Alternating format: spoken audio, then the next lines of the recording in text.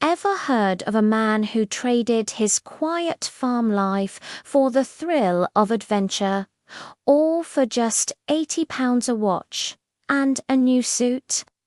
Let's turn back the clock to the early 1800s and meet a Welshman named Hughes. He wasn't drafted, he willingly took the place of a farmer's son in the military. His mother was heartbroken. She even followed his regiment all the way from Amlech to Pwllheli, desperate to buy him out of his service. But Hughes was determined. He told her mother, "The whole of Anglesey couldn't keep me here.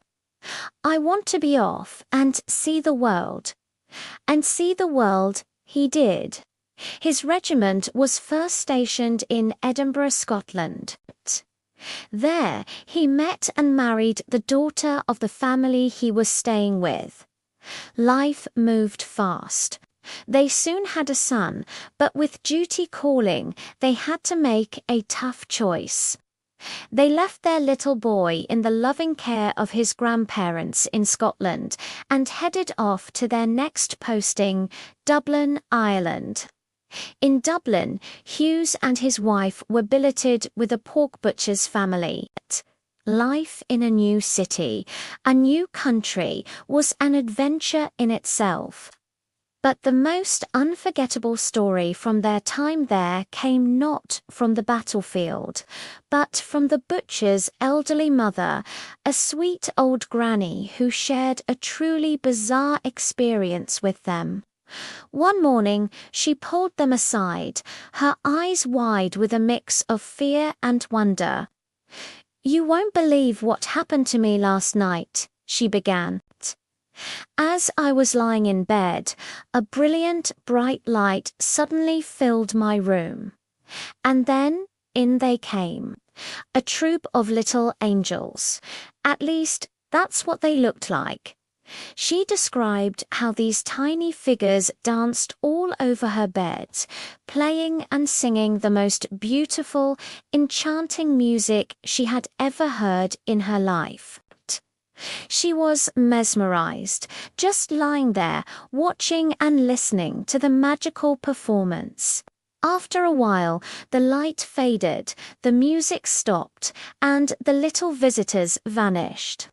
She felt a pang of sadness, wishing the beautiful music would return. But her night was far from over. Shortly after, another light appeared, this one smaller and dimmer. A tall, dark man emerged from the shadows and approached her bed. He was holding something in his hand. Before she could react, he tapped her on the temple. She said it felt like someone drawing a sharp pin across her skin. Then, as mysteriously as he arrived, he was gone. When she woke up the next morning, she was horrified to find her pillows soaked in blood. She was confused and scared, trying to make sense of the strange and painful encounter. She racked her brain, thinking about what she might have done to deserve such a strange punishment, and then it hit her. The pig's trough. The day before, she had moved the heavy trough to a new spot in the yard. "I knew it then," she told Hughes and his wife with conviction. "I must have put the trough right in the fairies' path."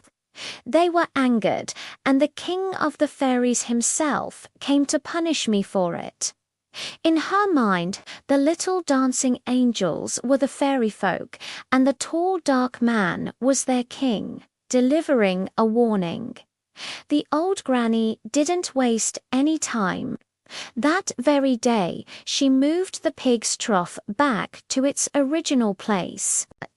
And just as she suspected, she was never bothered by the wee folk again, a simple solution to a supernatural problem.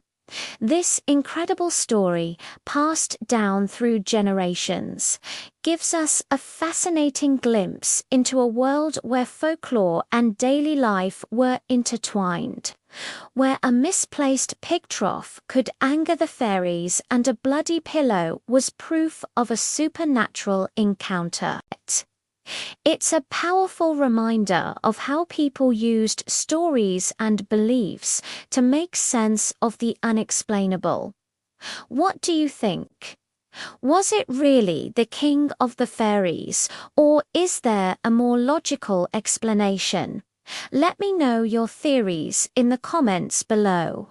Thanks for watching, and don't forget to subscribe for more strange tales from history.